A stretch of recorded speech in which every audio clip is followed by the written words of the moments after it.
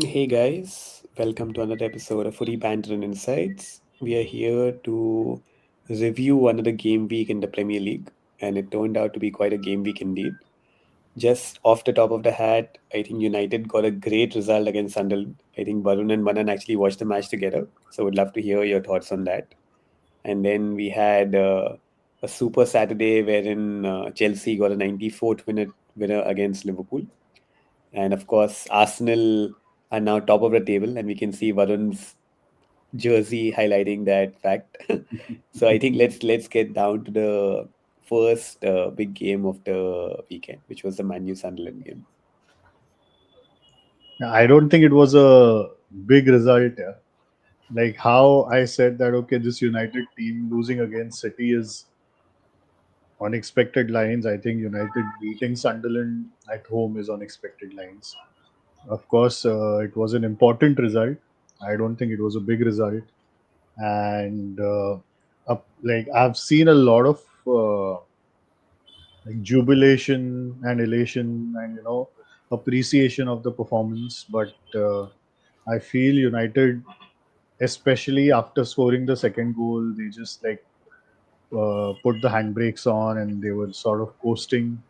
And Sunderland had three very, very good chances. One was very early, I think in the first 5 odd minutes, and one was again like after the first goal, and one was towards the end of the game. So they were like gilt edged chances that uh, normally another team would have probably like a Haaland would have probably scored. I mean, Haaland is like one other extreme, but most Half other teams may have scored. Yeah. So done. um, Napoli might have scored that as well. yeah. So so yeah, I mean, it was an important result. I don't think it was a big result. A lot of things left to be desired from the performance, but again, the way United is playing, what is important is to back this result up with another result and then another result and like try and get some consistency. Yeah.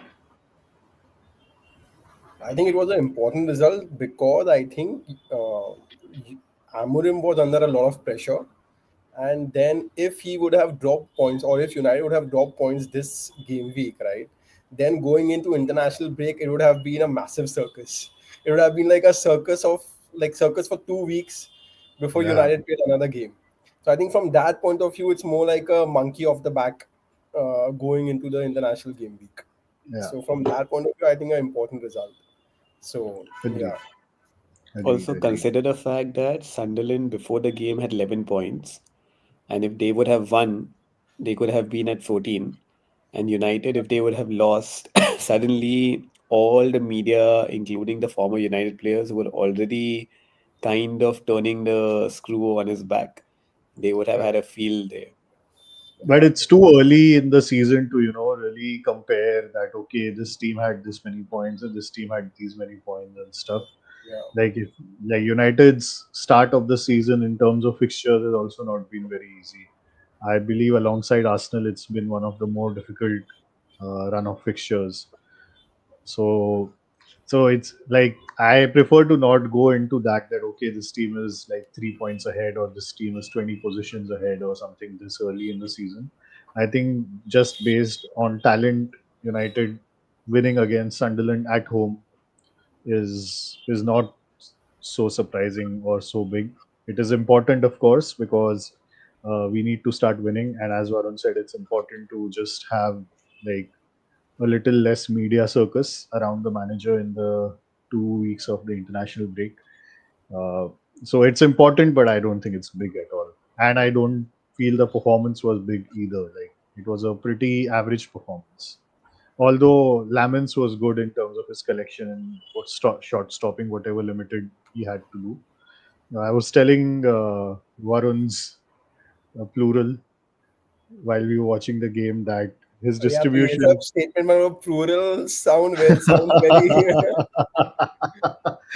like his distribution left a to lot to the be desired. viewers. There's a namesake which is also Varun, and he's talking about that. so So yeah, his distribution left a lot to be desired. But one thing that I noticed was we played a lot more direct with a lot of like balls into Sesko, who would like lay it off or just like try and hold it up and then play other players in. So yeah. Yeah. Also, like couple of things. I think the starting lineup was much better than the previous games. I think it was a much more like with players that actually suited the position and much more like forward focused kind of a starting lineup. I think so. That was one. I mean, and then I feel the second thing is if you just look at the table ahead, right? Like so, if we were talking at the start of the season who were the major competition to United for the fourth spot when the season began. It was Chelsea, Newcastle, Aston Villa, right? Even after the start that United have had and the kind of pressure that Amorim is under, they are still ahead of Newcastle and Aston Villa, and they are, I think, just a point behind Chelsea.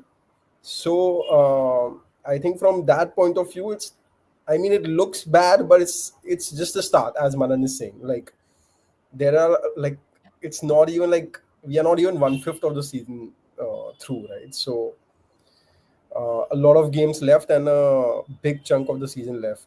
So early days. Although I will definitely add to this that when Ten Hag was sacked last season, United was again 4 odd points outside the top five or something. So, but of course, that was 2 months later. So then the sample size is bigger and the effect is bigger in terms of the eventual uh, position or impact on the eventual position in the table.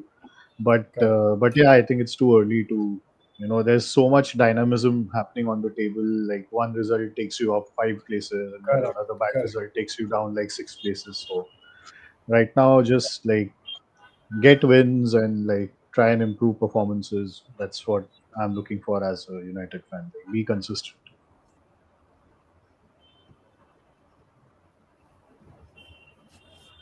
Let's move to the next fixture. It was So, Leeds versus Tottenham. Sorry, you were saying something. yeah, I was actually just going through the list of fixtures for United now in the Premier League. Up next is Liverpool away, and then Brighton at home, which again will be two very, very difficult games, right? So, from that context, like again, it's the same thing. Beat Chelsea at home, lose to Brentford away, beat Sunderland at home, Liverpool away at Anfield after Liverpool have suffered back-to-back defeats.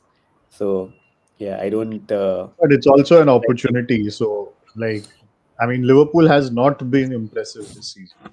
A lot of late goals have rescued them. And again, like Varun and I were talking about this maybe like 10 days back, and we were discussing that late goals are a sign of champion team when you're not playing well and you're winning, but it can only sustain you for so long. Like you need to start playing well and win, and it seems that that has finally caught up with Liverpool. We don't know, again, it's so early that anything can happen, so it's too early to make judgments on that, but they are also vulnerable in a way. I don't still don't see United being like even marginal favorites. We are going in as underdogs, but there's an opportunity. And one good thing is United has won 3 home games in a row after a while. So small positives, bits and pieces here and there. I think Varun will be very happy if United can get one over Of Liverpool course. for sure.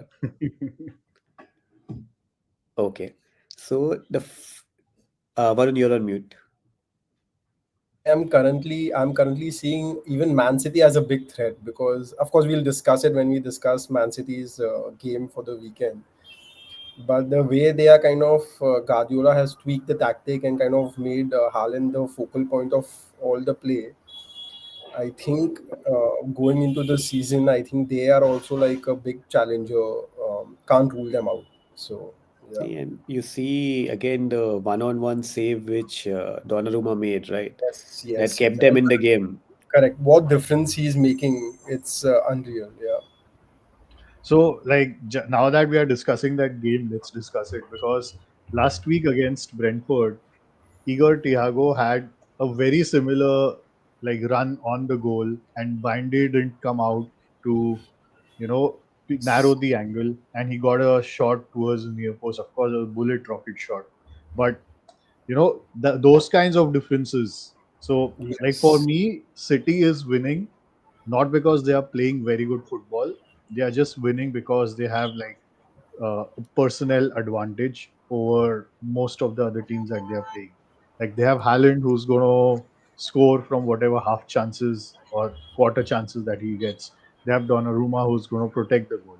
And then they have a motley of players in between them who do the job and who are like some of them are good, but they are not so consistent yet this season.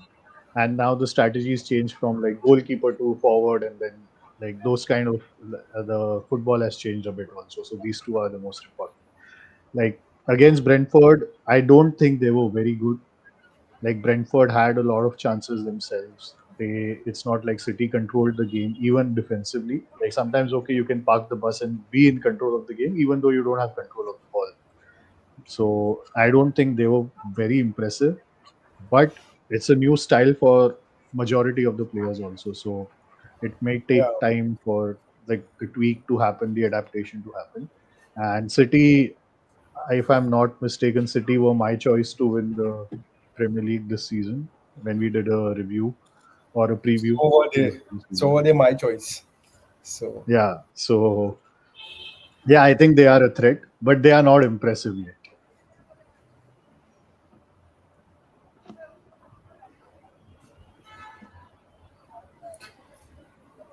but Okay, it's very so sorry, just a quick last point on that game, but it's very different in which how they are approaching the game and the way in which they're actually involving Haaland in the entire gameplay compared to what they were doing last year, right? Like now Haaland is like a complete focal point through which the entire play is going through. Like everyone is trying to pick out Haaland, give him that half chances, and expecting him to convert those half chances, right? Which was kind of not that apparent last year, and you could see that there were times when the entire game went by and Haaland wasn't involved, right? Like so, that is a major shift in tactics that Guardiola is using this year.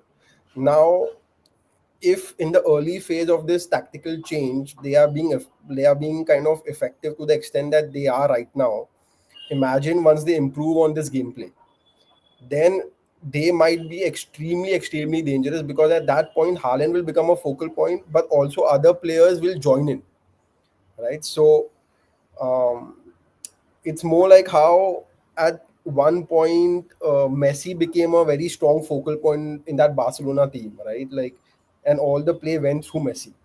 It's something similar, but a more direct route in this case. So, but yeah, very interesting, like how City are actually evolving this season. But the analogy that you gave, like this happened with Messi after, let's say, Neymar left. And after that, Barcelona really weren't so good. I mean, they won a La Liga here or there, but they were really poor in the Champions League. And even like La Liga, you have to beat one team to win, essentially. So that's also like not so difficult. So they were not like phenomenally good as they were when they had Neymar and Suarez and Messi dovetailing, or before that they had like David Villa and Pedro with Messi and Iniesta and Xavi and all these guys. So City, like with this tactic, maybe they won't be so good in Europe, and it may not work there. Is what my feeling is. Could be, could be. It's just that when this happened with Messi, Guardiola wasn't the manager, so we'll have to see. That's a big factor that we'll have to kind of put into the perspective. So yeah, it's also a very important case of how a world-class manager who's been extremely successful is open to changing his tactics completely, not once but twice. So from Jesus to Haaland and now Haaland to Donnarumma, because now he doesn't have Edison anymore. So based on the kind of personnel that he has on board, he is adapting his team to suit the players, which is very impressive considering, let's say, a lot of managers don't want to change their style. So if it works out, I think by far this would be Guardiola's biggest achievement. Yeah. Cool. One game, the early game, in fact, that we I think need to discuss is Bournemouth, because Bournemouth got a 3-1 win again. Semenyo scoring goals as always, a brace this time. And Bournemouth are in the top five, and they deservedly are so. And possibly the way they are playing, I think they can be this year's Nottingham Forest. Lot of contenders for that. Bournemouth, Crystal Palace, Everton. Everton. Everton, okay, fine. Everton. Yeah. Did you guys see the No, Everton Palace game, by the way? I saw a bit of the game. I was in the I just saw flight, a but bit of the luckily it was highlights. being there. Yeah, it was like for a while I felt ki Palace would get the win. They had so many chances, like literally three or four gilded chances, and then Everton somehow got the two goals. Yeah.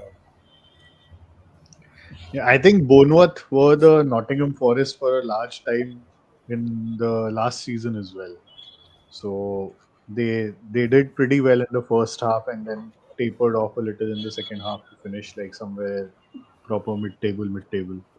And they've started so well this season as well, which is like sort of continuing a trend. And let's see how it goes.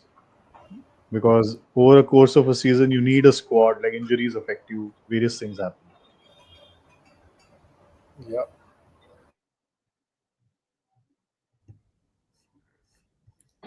Cool. So Bournemouth beat Fulham 3-1 at home. And then we had Leeds versus Spurs, wherein Spurs won 2-1.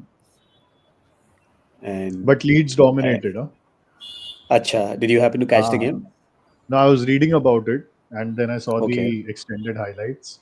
And it was Leeds who were dominating it, and just Spurs won with two moments of like, I want to say quality, but like just let's say incisiveness. Both the goals were deflected goals. Uh, so yeah, tough on Leeds. They are playing so well this season, but not sort of collecting as many points as their performances deserve, which might come back and bite them at the end of the season. Although like seven odd points from the first seven games, they would have happily taken if you gave it to them at the beginning of the season. So So just looking at the stats, they had four shots on target, 10 shots off target, 57% possession, four corners, which were all more than Spurs. So yeah, they it looks like from the stats as well that they were totally dominant. 10 crosses to one. Wow. Yeah. Okay. maybe Spurs have grown a spine finally. It seems so, right? They've like if you see all the results so far, they have picked up the most number of points from losing positions. So it may be possible that they, kind of do better this year. And again, it's too early to say, but there's a possibility that Postecoglou may be the first manager sacked within 20 days. It's crazy. But yeah, No, it was Coman, no? Ronald Koeman was also sacked. Very अच्छा पर उसको not. Pre-season भी था. हाँ उसको pre-season भी हाँ, था. हम्म. yeah. True. Okay, so moving along, Manu Sunderland we discussed. Arsenal 2, West Ham nil. This was a game that Arsenal has lost over the last two seasons, if I'm not wrong. So, Varun, what were your thoughts on this game? I think a great game. Of course, me and Manan were watching the United game at Woodside, so I didn't catch the game live, but I did see the extended highlights of the game. Uh, but a great game overall by Arsenal. I think we again created. We were like kind of dominant. West Ham actually didn't create anything throughout the game, so they hardly had any chances. Um, Very clinical kind of a performance, and I think 2-0 is a great result. I mean, we could have scored a few more, but then having that clean sheet, 2-0, no drama kind of a game, I think that's the kind of a game that we need more often. So, it was great. The only downside was Odegaard getting injured again. I think this is kind of happening on a recurring basis now, and then his injury needs to be monitored really well. Because if this is the case, then we need Odegaard. We need him fit through the season. It's a long season, lot of games in a lot of different competitions, and him being a vital, like a playmaker, creator, we need him. I think as a captain as well as a strong figure in the team, I think can't afford to miss him over a long stretch. Um, but I was telling Manan that I have been pleasantly surprised by how Eze has performed. So he is kind of he's very playing that Odegaard role in that inside left, inside right, also really really well. So and he can play on the left as well, the left wing. So kind of he is kind of providing as a solution for both the positions, and I think that's great. And he's doing a great job. Even against Man City, the goal that Martinelli scored, that was an assist provided by Eze, right? So his contribution has been very very strong so far since he's signed on. So yeah, pleasantly surprised and really happy for him. You should So appreciate us when we tell you that Yeah, the give you signings feedback. Arsenal has made is not bad. I think Varun was very critical of Eze before he signed on, and we were trying to no, Yeah, tell him that. I was more critical of Maduake, but for me, Eze, I was on the fence. Like I was like, he's a good player, but I would have preferred Rodrigo. That was the entire conversation that was happening at that point, right? Because Arsenal was going for Rodrigo as well at that point, if you guys remember. So that was the whole thing. And Enze is a little old as well. I think he's 27 or 28 now. So 27. that were the two key concerns at that point. But again, I think they are going for the here and now, and the most important thing right now is to win the title this year. And I think, given how Liverpool have actually lost couple of games, I think that puts us in a very good position as well to kind of like dominate the proceedings from here and put on a consistent run. Open up a gap, open up a 7-8 point gap, and then let's see what happens in the last 10-12 games of the season. That should be the way to go. Like just be consistent, win every game. Yeah. yeah. Like I have a question for like I would like to put to the both of you. We have this example of Odegaard who gets injured, takes the week, misses the midweek game, then comes back and plays the next weekend or like comes back within 2 weeks. And then we have Rodri who's practically getting substituted within the first half of pretty much every game that he's playing. And then he comes back and plays the next game again. Why are these clubs doing it when they know the importance? Like for Arsenal, who's like maybe Saka is the only one who sort of rivals Odegaard in importance. For City, maybe Haaland's the only one who rivals Rodri in importance. Why are these clubs taking risks with such important players on a regular basis? Like you take a risk once, okay, it doesn't work. You take it twice, but it's happening every week. Why is that happening? So I'm not sure about the Rodri situation. I think it's more like bringing him in the game slowly. I guess is he getting injured every game that he's Yeah, he's playing? getting injured every game, and he's starting and he gets substituted within 25-30 minutes sometimes after the first half because of injury. Okay. I thought probably it was more related to the fact that Guardiola doesn't want to play him more than 30 minutes, 40 minutes, 45 minutes.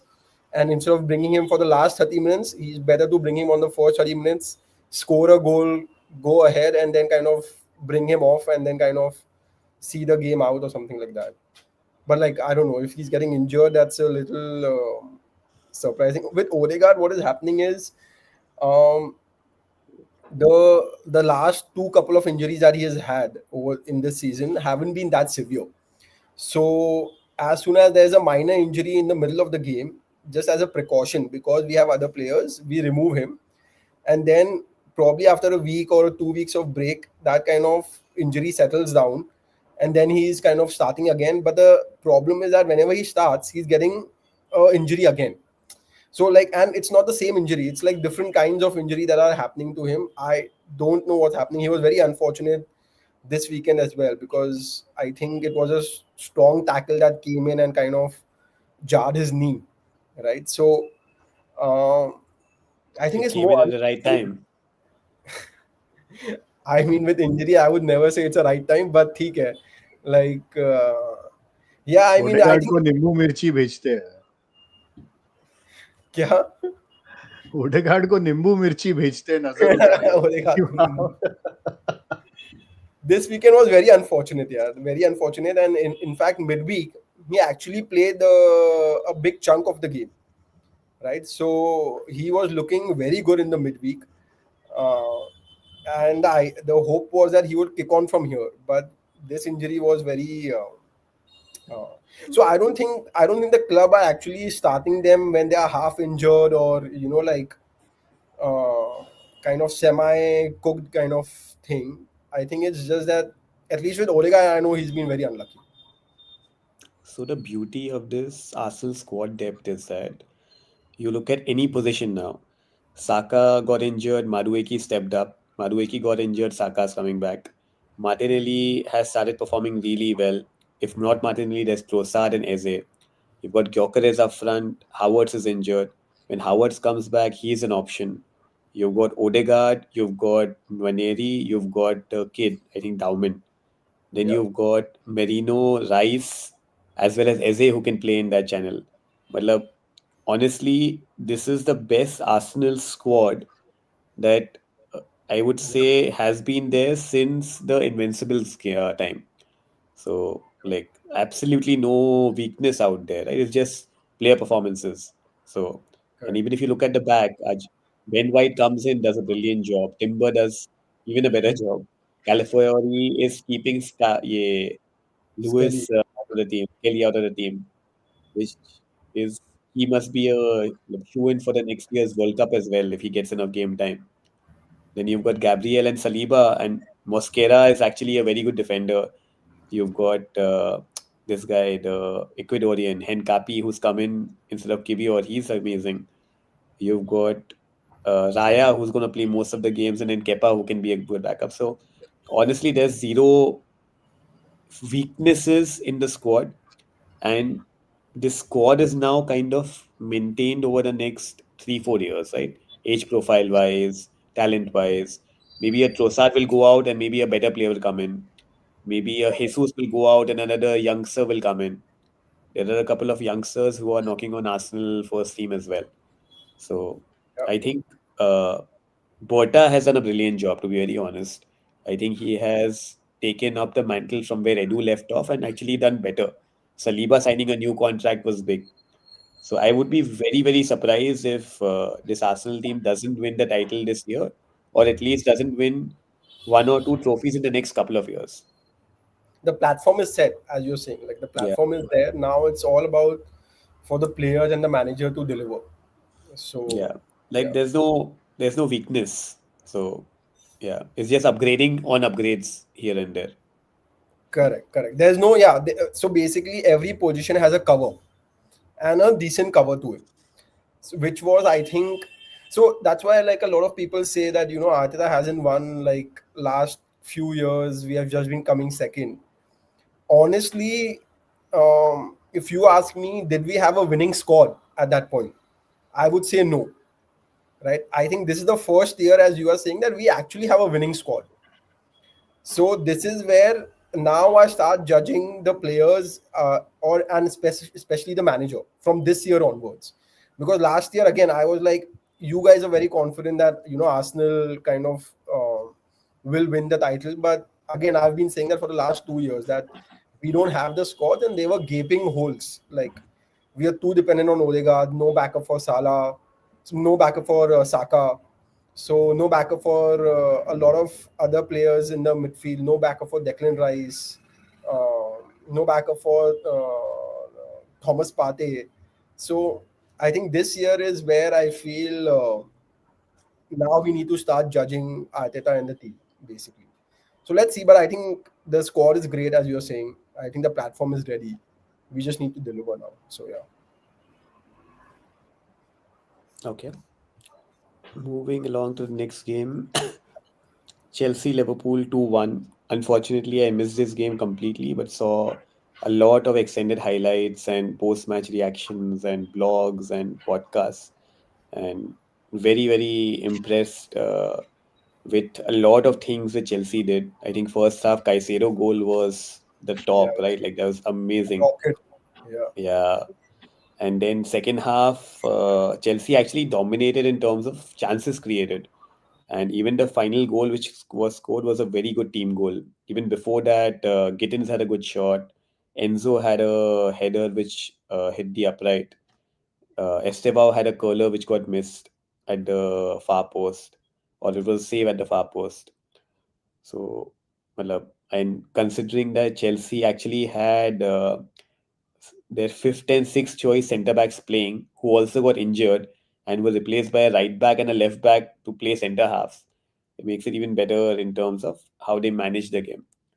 So very impressive win for sure because not easy playing the champions and not easy playing the champions when you are not having the best of personnel on the pitch.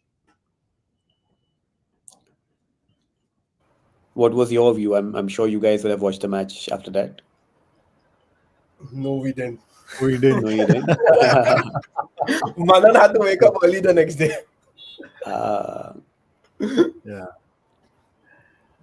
No, we didn't. But I think we were discussing about the game uh, before it began, and I I thought it would be a high scoring affair. I was predicting like 3-2 or 4-3, something like that. Um, so because like defensive issues at Chelsea, just overall issues at Liverpool, I thought it's going to be just an end-to-end entertaining game to watch. Uh, I think like from the extended highlights, it was entertaining. Uh, and like Estebao is really a find. Like I think he's called Messinho, no, if I'm not mistaken. He's that he kid, right? Who's called called Messi. Messinho. Yeah, he used to Yeah. be called Messinho, but like eventually they kind of wanted him to stay away from that kind of a limelight, even in Brazil. Mhm. So then they started calling him Estebao itself. And it was also the first start for Mamardashvili, no? It should have been, yeah. He started in preseason, but in a competitive game for the first time. He did well, decently well. Like Caicedo's shot, he got a fingertip to it, you couldn't stop it. And for the goal, I think, again, far post, Williams' goal was, well, I think it was a good shot. He could not have done much. Uske pehle, he made a couple of very impressive saves. So we see so many like 100 million plus players these days. I mean, so many is an exaggeration, but relatively, let's say, or like 80 million plus players or 90 million plus players. Most of them are in attacking positions, and most of them disappoint. I think the two players of this valuation who have actually been, let's say, value for money are Caicedo and Declan Rice, and both of them are defensive midfielders or central midfielders, which is surprising in a way as an indication to where you should actually try and put your money in. Like what position is worth probably that much money because they are two-way players who are going to affect the defense as well as the attack. And normally, players in that position also give you leadership uh, and experience Yeah. to go with that.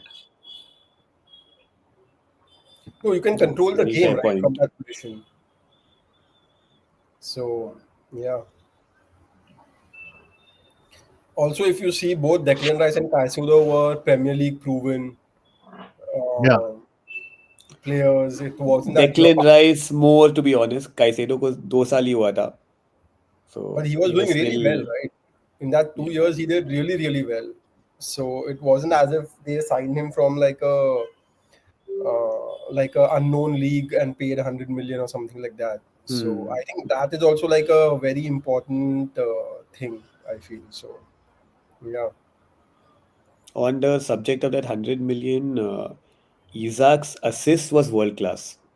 Like if you see the way he controls the ball and gives it to Gakpo, I think there are very, very few forwards in world football who can do that kind of skill. It was Do you really well think done. he was that was meant to be that way? Intentional, yeah. I when I saw Intentional. it, I kind of felt that it was intentional. Okay. Hmm. I just felt he was just trying to control it, but kind of miscontrolled it, and then it just fell to Gakpo at the back. I don't know whether he was that aware that Gakpo was there. I that's just my this thing, but you could be right. If that was intentional, that was crazy. So, but what do you guys think? What is going wrong with Liverpool? Like, what is like even if you remove these last two games, their performance over the first five games wasn't great as well. I think it's just too much change in personnel together and a team that takes time to gel. Also, I feel they overperformed last season, so there was like need to sort of regress to the mean a bit. A lot of things just went right for them. So, so I think it's going to take time. It's going to develop into a good team, but it's going to take time because you have so many new players. No, I think it's the combinations there. Like last year, if you look at it, Salah, Trent, and Van Dijk were expected to leave in general, and they were all doing their best to give Liverpool the final send off. Salah, even this year, if you see, after Or Wirtz get a has come lucrative in, contract. yeah, and Wirtz has come in, and Wirtz is someone who needs time to adapt to the Premier League. And Wirtz is getting into positions where ideally, if he was not there, the ball would go quicker to Salah on the right. And then Salah would have more time and space on the ball to maybe perform a bit more magic. So if you remove words from this team, I think Ekitike over Nunez is a great addition for sure. I think he has done really well and he helps this Liverpool play better than what it did last year. Frimpong over Trent is not working right now because Trent played a position which was very different from the way Frimpong plays it. So although the level of quality में ज़्यादा फर्क नहीं पड़ा होगा, but the profile में बहुत फर्क पड़ गया है. And similarly, Kirkes is amazing, but Andy Robertson is still, according to me, a better fit for this Liverpool team compared to Kirkes right now. Till the time he understands how to play the game the Liverpool way. So I feel ki if they actually give Words a bit of a time off, they kind of start playing similar to the way they were doing last year. It's about adapting, right? So one way is ki, theek hai, now I've got the player in, I'm going to take time and adapt my team to the way I want to build it. Because it may very well be possible this is Salah's last year. So I don't want to bet on Salah again. I want to bet on Words. But by doing that, I'm going to basically write off this year and say, ki, theek hai, chalo. This year I'm going to sacrifice winning the title because I know if Words beds in this year, then next year, next to next year, he's going to only improve. So that's a choice which Slot has to make. And where I think Guardiola has got it right, wherein he is sacrificing the, let's say, the future for the now. He is like, I don't care how this team plays next year or the next to next year because I don't know I will be there or no. But till the time I am there, I want a winning team to kind of be playing under me. So I'm gonna change my tweak my tactics to suit my players better. Fair enough. And what do you guys think about Isaac so far? Like, Too early, yeah. Like I he's just not feel even Yeah, had a good preseason. Ekatike has kind of adapted much Overshadowed. faster than Isaac, right? Now again, that's like a contrary to the whole discussion that we are having that Isaac is from Premier League, whereas Ekatike came from outside. But the adaptation of a player is also very different kind of a thing. yeah, So but like Isaac did not have any preseason. There was Yeah, so much that like makes a big chaos difference. and like it's very fair enough. different. Yeah, like After 2 months, we can basically judge him better whether he's able to adapt or no. yeah. Fair. Then we had the Sunday games.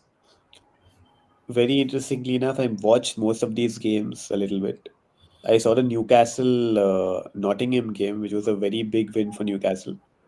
Uh, the Wolves Brighton game 1-1, not the most interesting. The Everton Palace game was very interesting. At one point of time, like I was watching with another Manu fan, and he was like, "Damn, Palace are gonna be top four," and it seems like Glasner is the messiah, and stuff like that. And then suddenly Everton scored two, and Palace lost. So it was a very interesting turn of events. Uh, Aston Villa got a good win against Burnley. Mullen with both the goals and both very good finishes, to be honest. So he's picking up the slack from Watkins this season. And then Brentford got, beaten at home against City. So any thoughts on these games, guys? I No, think currently Villa I is getting don't back in form.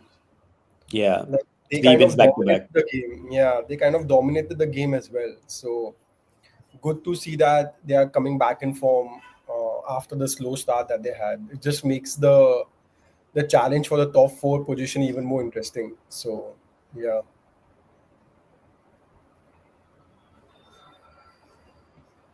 Yeah, I did not see any of the games on Sunday. Yeah. I had like some other things going on, so I couldn't catch any of them. fair. Any last few words for this game week, guys? I think big game week for Arsenal. I think Yeah, now that they are top of the table and after the kind of fixtures that they've had in the first seven, I think it's up to them to kind of dominate and open up a gap like you suggested. For Liverpool, I think it's about getting back on track after two straight defeats, and facing United should give them the impetus to do that. Spurs, like Manan said, has got a spine this season, so let's see how long does it last. And interesting to see how Bournemouth and Man City will do from here. yeah, yeah. I think Man City is looking very dangerous, according to me, with the kind of style that they are employing right now. So, yeah, but let's see. I think it will be a three-horse race for the title this year, which will make it very, very interesting. And a four-horse race for the top, like for the fourth spot. So, good There times can be ahead. more teams as well, by the way, for the fourth I spot. mean, I don't know. Let's see. Off the top of my head, Spurs, You are Newcastle, including Chelsea, United as well, Liverpool. right? Yeah. Fine, but yeah, I actually more than four teams. You are right for the fourth spot. Chelsea, Spurs, Newcastle, yeah, Villa, yeah, United, Crystal and now Palace. you have Palace and Bournemouth, who are doing reasonably well. Fair enough. Sounds good, guys. Thanks for watching, everyone. Hit the like button, subscribe, share, and do let us know what you thought about Game Week 7's matches. And we will see you next week. See you.